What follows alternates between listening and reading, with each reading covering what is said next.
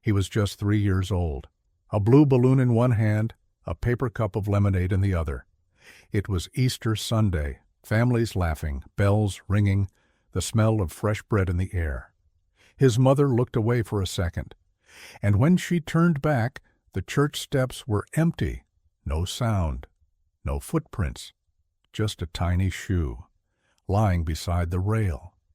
20 years later, during a quiet winter night in that very same church, a young man walks into the choir loft, unfolds a music sheet, and begins to sing.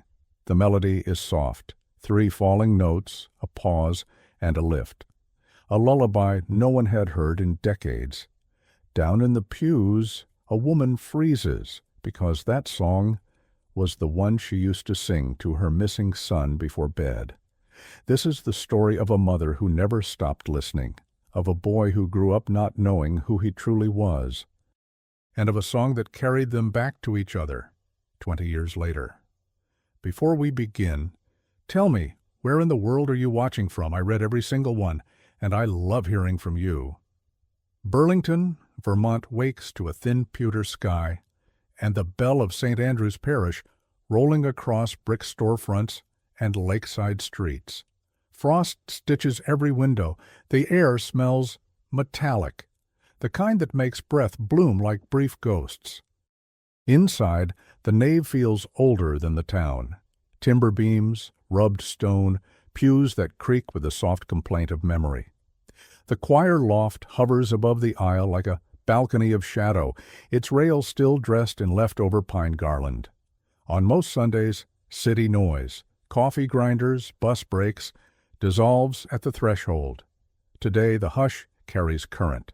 Flyers on a vestibule table flutter as the door opens and closes. Community Choir Festival. One night only. The names are typed in neat rows. One belongs to someone who has never sung here, who does not know he has walked a circle back to the center of his own past. In the sacristy, Pastor Jonathan Wells checks hymn numbers with a stub pencil. He rubs his sternum, sensing a day that might carry weight. He steps to the rear of the nave and watches the heavy door swing again, letting in lake cold, cinnamon from the bakery across the square, and something he cannot name. A feeling like an unfinished chord. Across the square, Grace Cole adjusts her scarf and wills her hands to stop trembling. Her apartment walls hold photographs that do not change, a toddler's paper crown under glass, a pair of tiny shoes tied with a blue ribbon, a family portrait with an empty space where shoulders should be. She touched the ribbon before leaving, a small ritual that steadied her. Today she promises herself she will only light a candle, nothing more. The church doors sigh as she enters. Wax, old wood, winter wool meet her like a complicated song. She takes her usual place 3 pews from the back, a distance that lets her leave if the ache grows sharp. She does not scan the bulletin. She stopped scanning years ago. Up in the loft, volunteers straighten black folders. One has a corner mended with a sliver of blue tape, the same shade as a ribbon, folded in a box 20 blocks away. Objects carry their own gravity. Sometimes they fall into the same orbit until a human heart notices. Outside, Lake Champlain wears a thin skin of steel. A child in a red knit hat passes with a helium balloon that taps the church stone, 1-2, before tugging free into the pale morning. It will appear later where rafters wait. In the choir room, a guest vocalist sets down a worn satchel, unscrews a thermos of peppermint tea, and tests a pitch pipe he no longer needs. He believes in breath, timing, in listening for the place where notes lock and a room becomes larger than itself. He steps toward the draft under the door and hums a single tone. The note threads into the sanctuary and finds the rafters with the ease of something returning home. Grace presses the bulletin until its edges go white. One title makes her throat close, a lullaby arranged for tenors. She tells herself she will leave before that one. Behind the altar, Pastor Wells, practiced at reading the weather of faces, feels time tilt, like a seesaw accepting a new weight. The ushers seat latecomers, footsteps soften, paper whispers, expectancy gathers, the kind that comes right before a first note or a truth. In the loft, the guest, Ethan Cole, rolls his shoulders and lifts the folder with the blue-taped corner. Beneath his left ear, a pale crescent scar catches light and vanishes again. Down below, Grace wraps the blue ribbon once around her wrist and waits for the bells. The bells ring. The festival begins. Ethan Cole learned early that music could steady a room. As a boy in Barra, an hour south of Burlington, he sat cross-legged on the kitchen linoleum while Helen Moore, tired from double shifts at the care home, closed her eyes and let his humming smooth the day's wrinkles. She called it his superpower. He called it breathing with purpose. By 12, he could read a score at a glance. By 16, he was turning pages for the organist, absorbing more by proximity than any lesson. If he seemed older than his years, it was because he liked order, the click of a metronome, the small courage it takes to keep time when others rush. People said his voice had weight without volume. When he sang, space arranged itself. It wasn't grandiosity, it was craft. Warm-ups in cold stairwells, scales while taking out trash, tuning breath to the slow pulse of radiators in winter. He kept a pocket notebook of keys and tempi and names. Lists calmed him. He liked having a job to do. Barre was granite and grit. Helen's apartment sat above a barber shop that never changed its decal. A battered upright piano leaned a quarter-tone flat. Ethan tuned it by ear once, then accepted its limits. When Helen laughed, it began low, like a cello.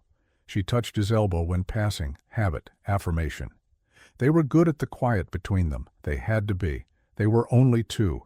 He knew he was adopted. Helen said it plain, early. "You were left with someone who couldn't keep you safe," she told him, "and I could." It answered enough for a child.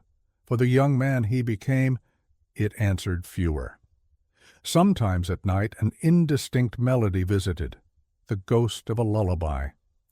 It wasn't a tune he had learned. It arrived already familiar. He would breathe around it until it dissolved. He never wrote it down. He didn't come north to Burlington by accident.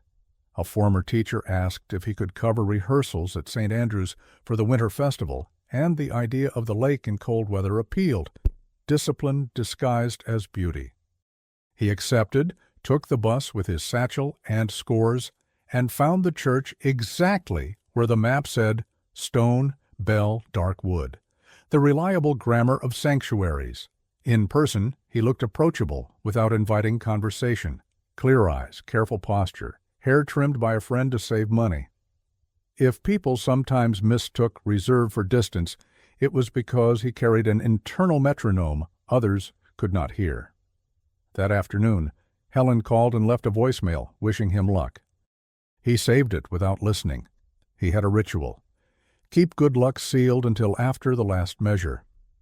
In the loft, Ethan set his satchel beneath the coat rack, sharpened pencils, and wrote tiny breath marks above phrases where tenors always ran short. He warmed with soft consonants, felt the vowel lift, the ribs open like doors on quiet hinges. When he sang a low F, the wood around him seemed to agree. He knew enough about people to sense when he was being watched, and enough about churches to recognize the attentiveness of grief. Faces that sat slightly apart, hands tied around a program. He did not think of himself as a healer, but he believed the right arrangement of sound could make rooms safer, if only for minutes. The folder with the blue-taped corner held the festival set. The last page was a lullaby arranged for men's voices, tempo lento, sotto voce. He traced the first interval, not to mark it, but to touch the space he would step into. The interval felt natural in his mouth. It startled him. He closed the folder and breathed through the startle. "Everything all right up there?" Pastor Wells called softly from the nave. "Yes, sir," Ethan said, just marking breaths. Ethan lifted his phone and scrolled Helen's old texts, grocery lists, check-ins, a photo of a blue ribbon tied to a doorknob when she repainted last spring. He smiled and pocketed the phone. He always thought before a performance that singing wasn't about being heard so much as about building a place for other people to stand. The rehearsal bell rang, musicians filed in, tenors compared pencils, altos compared scarves. Ethan counted the room the way he always did, exits, aisles, the reach to the water fountain, and, inexplicably, the angle from the loft to the third pew from the back, where a woman had just wrapped something blue around her wrist. The first week of rehearsals passes without incident, at least on the surface. Burlington stays pinned beneath gray clouds, the kind that never fully break. Inside St. Andrews, the choir adjusts to the new tenor, Ethan's calm precision, his way of counting bars under his breath. He smiles when spoken to, but his eyes often drift toward the nave's far wall, as if some echo hides there. Grace notices him only peripherally at first. From her pew, he's a distant figure framed by railings and candlelight. Yet certain moments unsettle her, the slight tilt of his head when reading, the habit of touching the back of his neck, and once, during the Kyrie, the flash of a small crescent scar beneath his hair. It pulls at her memory like a loose thread. She looks away quickly, ashamed of the thought that has already taken root. Don't be foolish.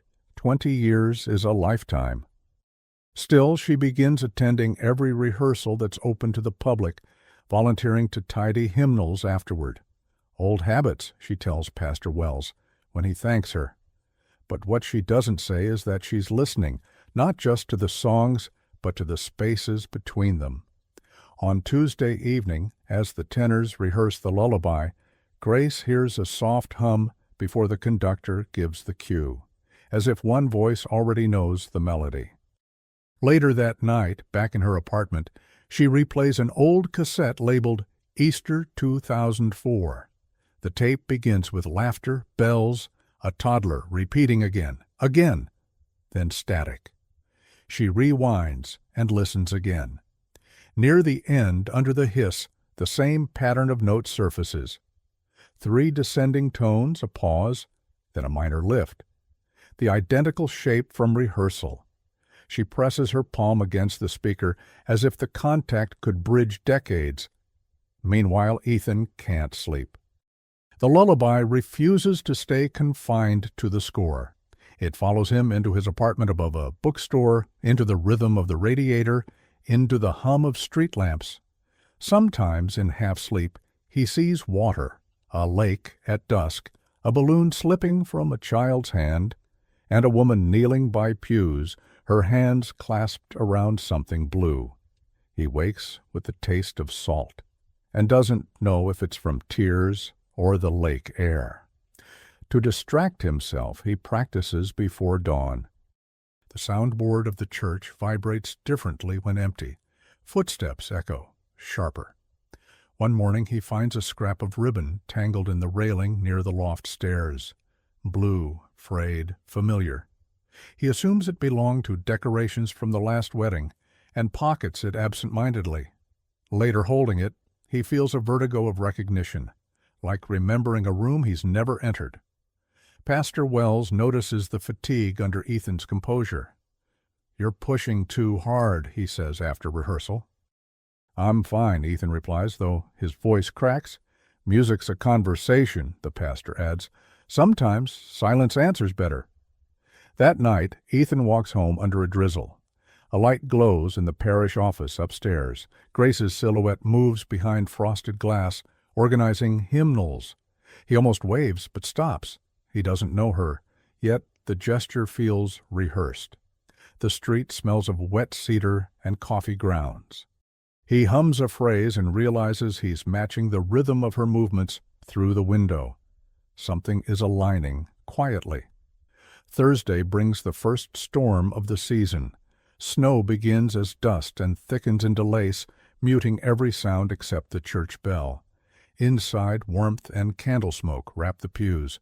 The choir gathers for final run-throughs before Sunday service. Grace volunteers again, arranging programs at the back. During break, Ethan stays behind, idly pressing chords on the piano. A faint melody slips from his hands. 3 falling notes, pause, lift. The lullaby again. Grace freezes mid-aisle, programs trembling. He stops, sensing eyes on him. Their gazes meet through motes of dust. She drops the stack. Papers scatter like doves. "Sorry," she murmurs, kneeling. He hurries down to help. Their fingers brush over a folded page. Both pull back. "Thank you," she says. "Of course." He smiles politely, but inside something shivers, an unexplainable pull that feels older than memory. On the piano lid, a photograph sits half-hidden under sheet music, a festival poster from 2004 found in storage. It shows a boy holding a balloon beside St. Andrew's steps. Grace notices it first. Her breath shortens. Ethan follows her eyes to the picture. "I've never seen that one before," he says. "I have," she whispers, "a long time ago." Before he can ask, the door opens. Pastor Wells calling them back. The moment folds away, leaving a static charge in the air. That evening, Grace confides in the pastor. "He reminds me of someone," she admits. Wells hesitates, then sighs. "You've carried that hope 20 years, Grace. Maybe what you're seeing is kindness wearing a familiar shape." She nods, but the conviction doesn't leave. On her nightstand, she unties the blue ribbon from her wrist and lays it beside the tiny shoe she's kept all these years. The fabric is frayed in one corner, the same fray she noticed on the ribbon near the loft stairs. Elsewhere, Ethan studies the scrap he found, the weave, the tone of blue. They're identical. He traces the threads with his thumb. For the first time, he wonders if the story Helen told him, the found child, the rescue, was only half the truth. He scrolls through her old messages again, looking for clues, but there's only affection, no explanation. He sets the ribbon on his windowsill. Outside, snow drifts past the streetlight like ash. In the reflection, his scar catches the light. For an instant it glows pale silver, a crescent overshadow. At midnight, unable to sleep, Ethan dials Helen's number. The voicemail clicks. Then her recorded voice, soft, worn, says, "Remember, some songs find you before you know who wrote them." He ends the call, staring at the ribbon, realizing that maybe the song has been calling him home all along. By Friday morning, the storm has rinsed the streets clean. A pale sun throws shards of light across the lake. Everything looks newly sanded, the town's edges clarified. Grace wakes before her alarm. Tied ribbon marks faint on her wrist. She boils water for tea, then stops, hand on the kettle, deciding. For 20 years, she's told herself that hope requires discipline. No wild leaps, no conspiracy thinking, only steps you can defend to yourself in the dark. She takes her worn leather folder, newspaper clippings, church bulletins, a photocopy of the missing child poster, slides it into a canvas tote, and walks to St. Andrew's. Pastor Jonathan Wells is already there, sleeves rolled, salt and pepper hair still damp. He's trimming candle wicks with a pocket knife, the small chores that say, "A building is loved." When Grace appears, he reads the intent in her face and nods toward the office. "If we're going to look, we'll look well," he says, unlocking a steel cabinet that smells like dust and lemon oil. The parish archive is a practical mess. Bankers' boxes labeled in 3 different handwritings, ledgers with cracked spines, a plastic bin of photographs, warped by humidity. On the top shelf sits a cassette deck, the same model as the one in Grace's apartment. She brushes dust from its buttons and sets it aside, as if the object itself is an ally. They begin with the obvious: Easter 2004 programs, nursery sign-in sheets, maintenance logs. The nursery sheet for that morning is missing, not misfiled, gone. In its place, a torn half-page that lists only volunteers' first names and the word "Keys" scrawled beside 3 of them. No surnames, no times. "Sloppy," Wells mutters, then immediately corrects himself. "We were understaffed. People were doing 3 jobs." What about building access? Grace asks. We added electronic cards later, the pastor says, but back then it was a physical key ring. Each set had a brass tag. He opens a drawer and lays out a few survivors. Oval brass plates etched with Number 1, Main, Number 2, Hall, Number 3, Nursery. Number 3's ring is empty. Grace swallows. The room hums, a fluorescent ballast about to fail, then steadies. Who kept the rings? Facilities, Wells says. Thomas ran facilities that spring. The name lands like a drop tool. They keep working, and the archive yields its minor offerings. A Polaroid of children chasing eggs across the lawn, faces indistinct. A receipt for extra paper cups. A typed memo about replacing a broken side door latch. At the bottom of a photo bin, Grace finds a small square print of a toddler on the church steps, a blue balloon string curled around his fist. The image is ghosted, but the composition is unmistakable. Stone rail, carved lintel, a tiny shoe with a scuffed toe. Her breath deserts her chest for a second and returns brittle. "May I?" Wells asks quietly. She passes the photo, pointing. "The shoe," she says. "He dragged the toe when he was tired." Wells studies the print, then the woman in front of him, cataloging grief and accuracy, the way a pastor must. "Let's scan this," he says, "and we'll ask around. Someone remembers who took it." Across town, Ethan finishes a lesson with the middle school choir. Warm coats, loud laughter, kids fumbling with vowels like marbles. He's good with them because he doesn't lie about effort. "Sound stands on breath," he says, tapping his ribs. "Breath stands on belief."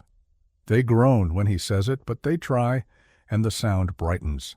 He heads back to St. Andrew's for the afternoon open hours, where tourists drift in to admire stained glass and the way footsteps hush on old wood. He stops in the vestibule when he sees Grace talking with the pastor, a photo between them, both faces attenuated by concentration. He considers walking past. Instead, he lingers at the literature rack, pretending to read a leaflet about the bell. Wells notices him and gestures. "Ethan," he says, "could you help us identify a spot?" "Old photograph." Ethan steps closer. The boy on the steps is mostly light and suggestion, but the balloon's arc is clear. His chest tightens for a reason he can't explain. "Same rail," he says, pointing to the stone. "And see that hairline crack by the third riser? It's still there?" Grace tries to smile. "You've got a careful eye." "Comes with counting measures," he says. He looks again at the toddler's shoe, the scuffed toe. A warmth moves along his throat, part recognition, part panic. "Do you know who took it?" Wells asks. "No," Ethan answers truthfully, but his mouth tastes of peppermint and church dust and a word he isn't ready to say. That evening, he finally returns Helen's call. She answers on the second ring, breathless. "You sang?" "Tomorrow's the service," he says, "but I need to ask you something." He describes the ribbon, the photo, the sensation of walking into rooms that feel scripted. Silence presses in. "Ethan," she says, voice lowering, "I kept a box after Thomas died. I haven't opened it in years. It's at the apartment." "What's in it?" "Things from the church," she says. "Keys, old memos, maybe a name tag. I didn't want to see it. I thought, if his story was true, it didn't matter. But if it wasn't, maybe it matters." His ribs tighten as if a belt has cinched them one notch too far. "I'll come after rehearsal." "Come," she says. "Please." Snow squeaks under his boots as he crosses Main Street. The city smells like cold iron and bakery sugar. In the church, he climbs to the loft, opens his folder, and writes a single word in pencil above the lullaby's first bar. "Why?" The box is heavier than it looks. Helen sets it on the table and wipes her palms on her jeans. The apartment holds the domestic symphony Ethan knows by heart. Radiator hiss, clock with a soft click, the smell of lint and lemon cleaner. She uses a butter knife to pry the tape, then stops. "Before we do this," she says, meeting his eyes, "I need you to hear me. I did not know. I loved you as my own, because you were my own from the minute he carried you in. If what we find says otherwise, then I have to face that. But I need you to know I'm not running." "I know," he says, and means it. He positions the lid aside with the care of someone setting a fragile instrument down. Inside, a ring of keys without the brass tag, a laminated ST. Andrews' facilities badge, a folded volunteer roster with coffee stains, 2 Polaroids curled at the corners, a church memo about hallway lights, and a small cloth pouch. Ethan opens the pouch. A brass oval slides into his palm. Number 3. Nursery. The stamping is shallow where fingers have worried it over years. The metal is warm from his skin in seconds. Helen sits. Her face loses color. "He said he found you near the side door," she says, each word an object set on the table. "Said you were crying and no one was around. He told me the police would only send you to a home and he couldn't bear it. He was shaking when he said it. I believed him because I wanted to believe him. Because I wanted you." Ethan turns the tag over. A faint etch mark on the back looks like it once held a sticker, adhesive ghosts under his thumb. He sets the tag down and picks up the Polaroids. The first shows the maintenance closet, a pegboard with outlines for each ring of keys, hooks labeled 1, 2, 3, 4. On hook 3, an empty outline. The second Polaroid is of the side door frame, a note card taped to the jamb. Latch stick, replace. The date in the corner, APR 1004. Easter was April 11th that year. "You took these?" he asks. Helen shakes her head. "Thomas documented everything, said it kept the church safe. I cleaned up after he died. I packed anything that looked official in here." Ethan flips the volunteer roster. In the margin, someone has drawn a quick map of the floor with an X by the nursery and a scribble by the stairs. A name appears in block letters at the top. Moore, no first name. His pulse crawls into his throat. He wants to breathe like he teaches students to breathe, low, wide, but air arrives high and thin. He photographs each item. "We should tell Pastor Wells," he says, "and we should call someone who knows what to do with this." "I know who," Helen says quietly. "Officer Reyes used to come by when the case was open. She retired last spring. She lives in Winooski now. She told me once that her door stayed open for unresolved things." "You kept in touch?" "I sent her Christmas cards," Helen says, "a kind of penance." An hour later, retired Detective Alma Reyes stands at Helen's table, readers perched on her head, an old Burlington PD parka unzipped over a sweater that smells faintly of eucalyptus. She moves like someone who knows rooms by their exits. "I'm here unofficially," she says, voice low, "but truth doesn't usually need a badge. Let me see the brass." She weighs the Tupper 3. Nursery tag in her palm, eyes narrowed. "I remember these," she says. "We asked for the rings after the disappearance. Facilities could only produce 2. The third was misplaced during the egg hunt. We never found it." She gestures to the Polaroids. "These are Thomas's handwriting and habits, no question. He photographed problems. He circled dates. He thought lists were love."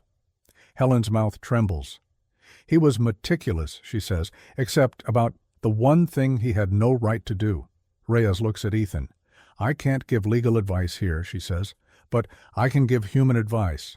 Memory is going to shift under your feet for a while. That's normal." She folds the volunteer sheet to reveal impressions left by a missing page. "We can lift this." She tapes the paper to the table, shades it with a soft pencil, and slowly ghost letters surface.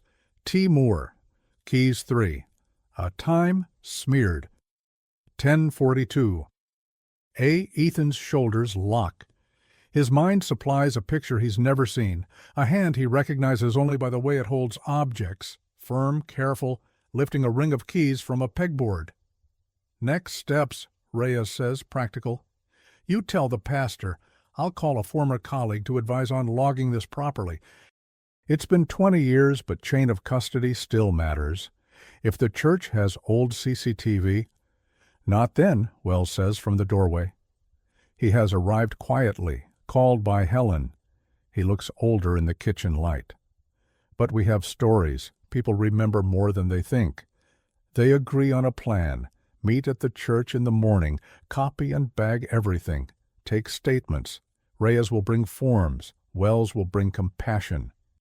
When they part, Ethan crosses downtown on foot. The metal tags wait, ghosting his palm, even though it's sealed now in a Ziploc.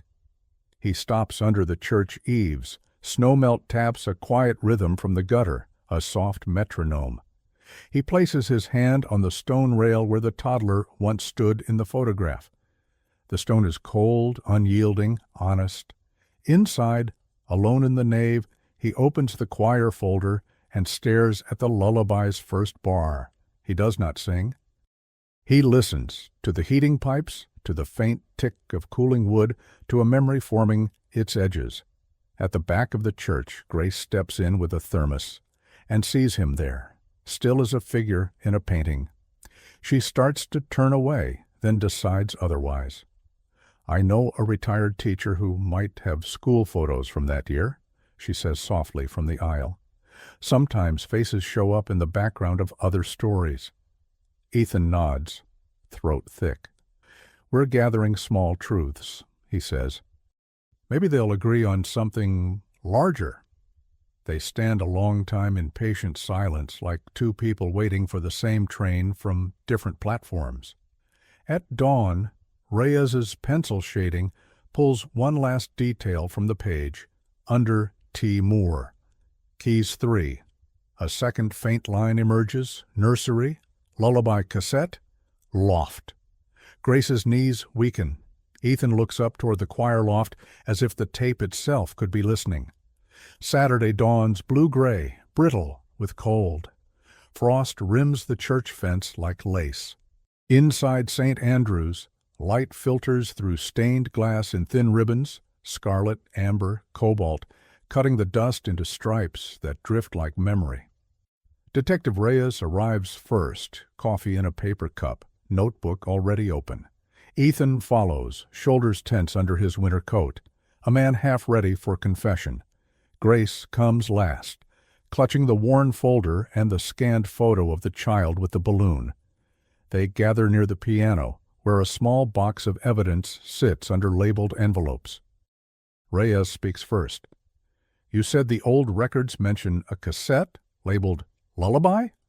Wells nods.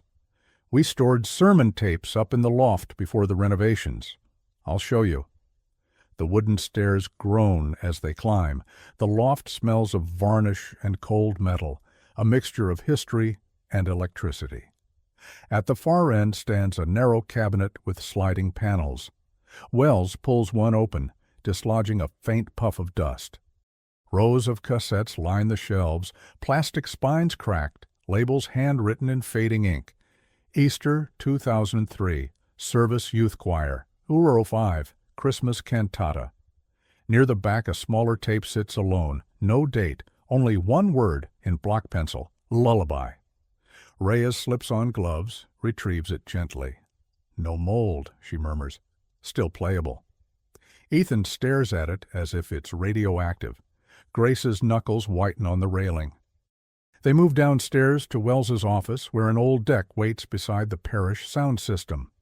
Reyes threads the tape, presses play. A hiss fills the speakers, the static heartbeat of old magnetic ribbon. Then, a child's laughter, high and spontaneous. Someone hums behind it, adult male, soft baritone, calming. Another voice enters, female, uncertain. "He shouldn't be here." The baritone. "Shh. They're busy with the hunt. I'll take him for a minute, you'll see. He needs quiet." The recorder bumps. Footsteps echo on tile. A door creaks. Then the lullaby begins. 3 falling notes. A pause. A minor lift. Ethan's stomach knots. The same melody that has haunted him for years. Reyes stops the tape. Silence slams shut around them. "That voice," Grace whispers. "That's Thomas Moore." Wells confirms, subdued.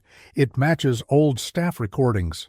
Ethan grips the arm of his chair. "And the child." Grace swallows. "That laugh, I'd know it anywhere. Reyes rewinds a few seconds, lowers volume, then listens again. In the background, a faint echo, bells from outside, confirming the time. Late morning Easter 2004. The nursery door clicks. Thomas murmurs, "There, see the pretty blue balloon?" The tape ends abruptly with static. They sit stunned, the only sound the slow spin of reels. Reyes exhales through her nose. That's a partial confession caught by accident. She looks at Ethan. "Whoever you thought you were the child on that tape." Grace presses both hands to her mouth. Tears spill soundless, not sudden but ancient, released from storage. Ethan stands, dizzy. "He took me?" "Yes," Reyes says steady. "He convinced people you'd wandered off while they looked for eggs. By the time searchers checked the side door, he was already gone." Grace moves toward Ethan, then stops herself. "I looked for you every Easter. I left a balloon at that rail every year." He can't speak. He touches the scar behind his ear, the one doctors once called a surgical mark, from a minor fall, and wonders if it's from that day's confusion. Pastor Wells bows his head. Thomas was a complicated man, helpful, reliable. "None of us saw this coming," Ethan's voice breaks. "He wasn't evil to me. He read stories, taught me scales." "That doesn't excuse," Reyes says softly. "It complicates. But truth isn't about punishment now, it's about return." They copy the tape, log chain of custody, and seal it. When Reyes leaves to call the local precinct liaison, Grace and Ethan remain alone amid the quiet hum of the church heater. She wipes her eyes, then says, almost to herself, "He knew the song because I sang it to you." Ethan nods slowly. "And I sang it back to find you." Outside, snow begins again, thin flakes like drifting sheet music. That evening, the town holds its candlelight rehearsal for Sunday service. The choir loft glows with waxlight. Every breath rises visible. Ethan decides to stay. "Music can hold the weight," he tells Wells, though his voice trembles. Grace sits below, uncertain if watching will heal or reopen. When the opening hymn ends, Ethan signals to the organist. "One more," he says quietly. The lullaby. No microphones, no amplification, just breath and echo. He sings it as written on the recovered sheet, lento, sotto voce, almost prayer. The first three descending notes pour through the rafters. The pause lands, the minor lift blooms. Grace folds forward, shoulders shaking. Around her, congregants bow without knowing why. Afterward, in the side chapel, Ethan finds her tracing the brass tag, now returned from evidence. "It's heavier than I imagined," she says. "It feels like both proof and apology," he answers. Reyes joins them, paperwork in hand. "The department will reopen the missing child case as recovered," she says. "There'll be interviews, DNA confirmation, then a legal process to amend records. But that's formality. The truth is settled." She nods to Ethan. "You were never lost, just misplaced by someone who thought love could be ownership." Grace reaches for Ethan's hand. "We'll learn each other slowly. I don't expect the years back." "I'd like to hear the stories anyway," he says. Later, alone, he packs his satchel. The ribbon he'd kept lies beside the one from her wrist. Same weave, same fray. He ties them together, a single strand. He places it in his score folder, between pages 2 and 3 of the lullaby. Before leaving, he walks the path behind the church where the photo had been taken. Streetlights paint the snow amber. He imagines the toddler's small footprints leading to the rail, then disappearing into white, until they circle back 20 years later as his own. He glances toward the lake.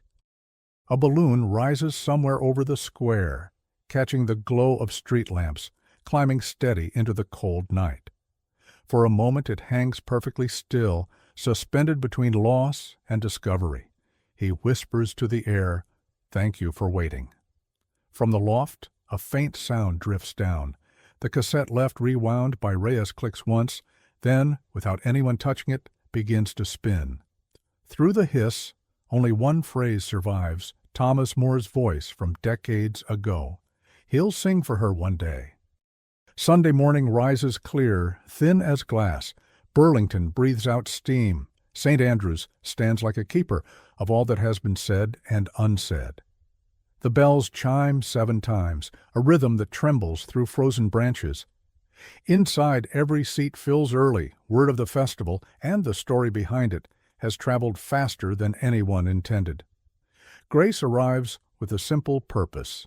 Sit, listen, and try to inhabit the silence between notes.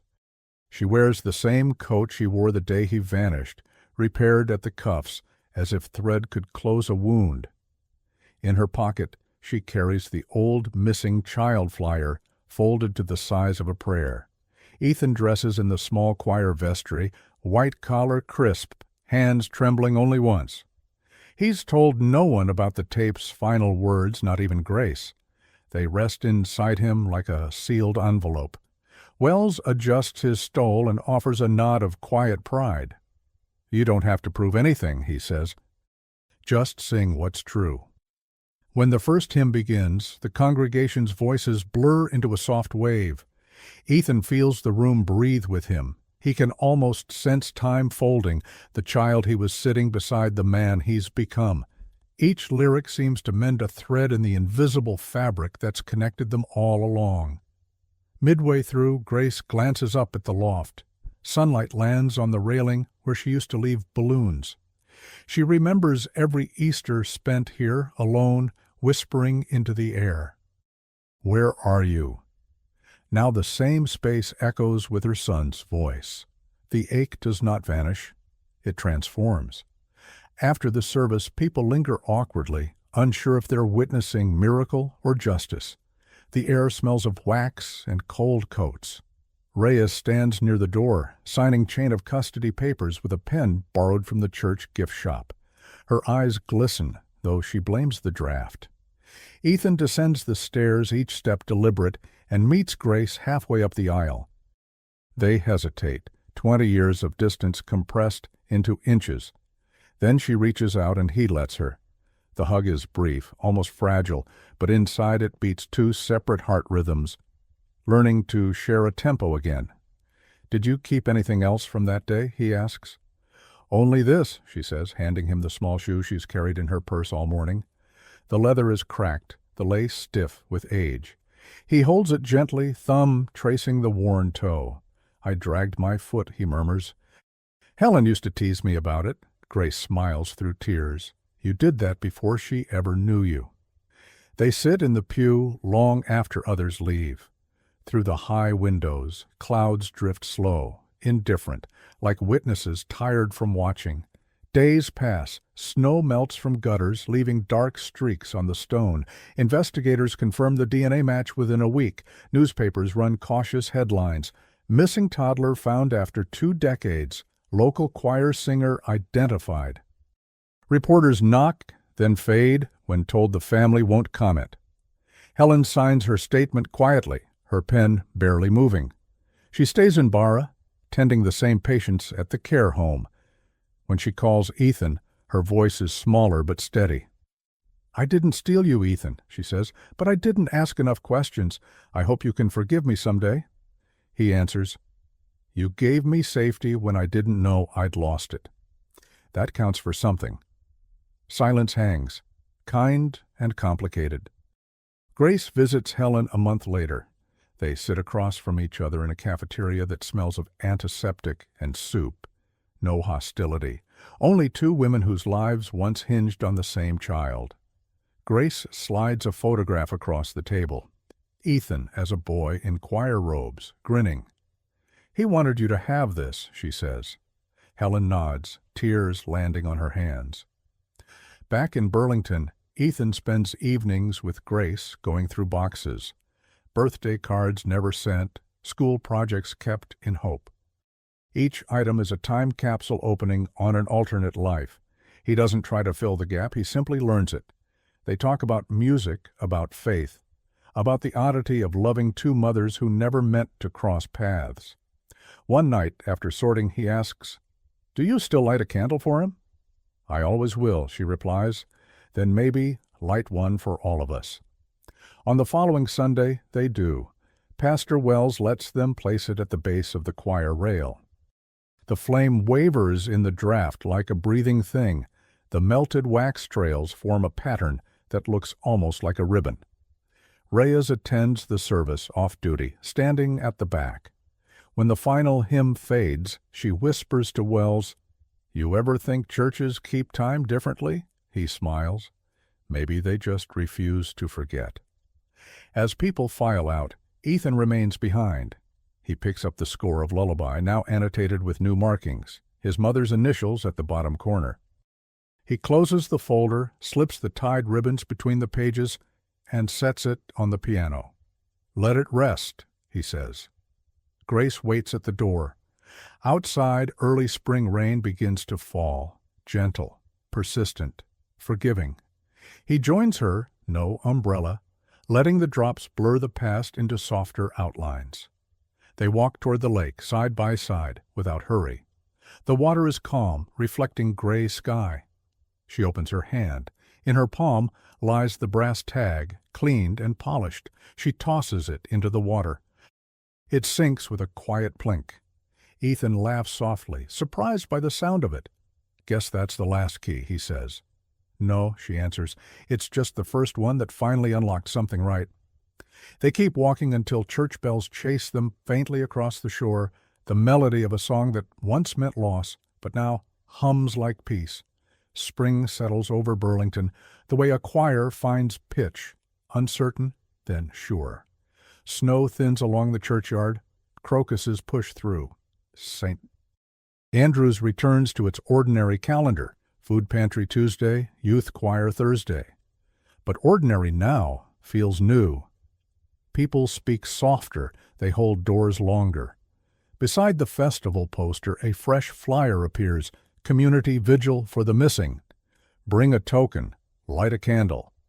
Ethan hears his students differently, less as volume, more as threads. Mid-rehearsal, he notices a boy's backpack sag. He lowers the stand and says, "Sing what you can carry." The choir stands taller. He writes the sentence in his pocket notebook and realizes it's also for him. Grace keeps her shifts, learns to say her son's name in the present tense. "His name is Ethan," she tells a co-worker who only knew the story as a wound. The words arrive steady. They stay. One evening, Helen slips into a back pew. She does not pretend bravery, and no one asks her to. After the service, she meets Grace in the aisle where a blue balloon shadow once trembled. "Thank you for letting me love him," Helen says. "Thank you for keeping him whole," Grace answers. It isn't ceremony, just two people choosing to remain human to each other. Detective Reyes, now retired, brings blank forms to the vigil so families can write details the system forgot. The vigil fills the sanctuary with quiet fire. Names are read slowly, each followed by a single bell tone. People step forward with tokens, a baseball cap, a carnival photo, a plastic whistle, a tiny shoe with a scuffed toe. When it's Grace's turn, she lays down an empty cassette case labeled Lullaby and rests her palm on it, one heartbeat longer than ritual requires. Ethan sings last. Not the lullaby, he chooses a hymn that rises like dawn. His voice isn't the point, the room is. He sees Helen near the back, eyes closed. He sees Reyes at the door, counting heads by instinct. He sees Pastor Wells mouthing harmony. In the third pew from the back, a space that once felt like absence now feels like a completed sentence. When the final chord dissolves, no one claps. They stand in the good silence that follows truth. Outside, rain rounds the edges of the night. Candles move through the square like small planets cupped in hands. A child's balloon bobs at the rim of the crowd, blue, as if the town has learned this family's color. It slips free and lifts, unhurried, until it hangs above the steeple like a small moon. Grace watches and does not chase it. She no longer has to. Weeks pass. Paperwork finishes its slow work. A judge amends a record. A line that once read unknown now reads known. Reporters call. Ethan declines. He writes one sentence for the church bulletin: "Thank you for holding a place for me before I knew it was mine." On a pewter-colored afternoon, he and Grace drive the lake road and park at the public pier. Wind lifts her hair. He tucks a loose strand behind her ear the way sons do without thinking. She laughs at the ease of it, then cries at the same thing. They agree on simple vows, no renaming, no replacing the irretrievable, holidays with 2 tables and 1 story, arguments kept kind, time allowed to arrive in its own time. After Sunday service, Pastor Wells produces a forgotten preschool yearbook. Taped near the back is a Polaroid of the loft from the nave. Along the rail, a small blur clutches a ribbon. Beneath it, in an unknown hand, he likes the high notes. They leave the photo where it is. Some proofs belong to place more than to people. On the first warm evening of June, they picnic on the church steps, the same stone as the old photograph. The air smells of cut grass and distant grills. Children cross the square chasing shadows. Ethan threads the 2 blue ribbons, hers and his, edged with wax from the vigil candle, through the handle of his satchel. He doesn't plan to untie them. Dusk gathers. Bells mark the hour. He sings a single phrase of the lullaby into the empty square, then lets it fade. Grace answers by humming the final bar. The space between their notes feels like a bridge held up by breath. "I used to ask the air where you were," she says, touching the rail she once gripped every Easter. "I used to ask the air who I was," he says. He takes her hand. Maybe the air knew both answers all along. They stand. On instinct, more than ceremony, Grace turns and lifts a small wave toward the loft. The gesture she practiced for 20 years to a child she could not see. For the first time, the motion is returned. Ethan lifts his hand back easy, like timing an entrance after a rest. They cross the square. A breeze carries wax, wood, and rain, the ordinary perfume of home. The frame widens, lake, steeple, the steady human scale of a town that refuses to forget. Their figures resolve into 2 long-held notes. The bell of St. Andrew's rolls across brick and water, and above the steeple, a blue balloon rides the evening air, not an omen anymore, just proof that some things rise when their names are finally said aloud.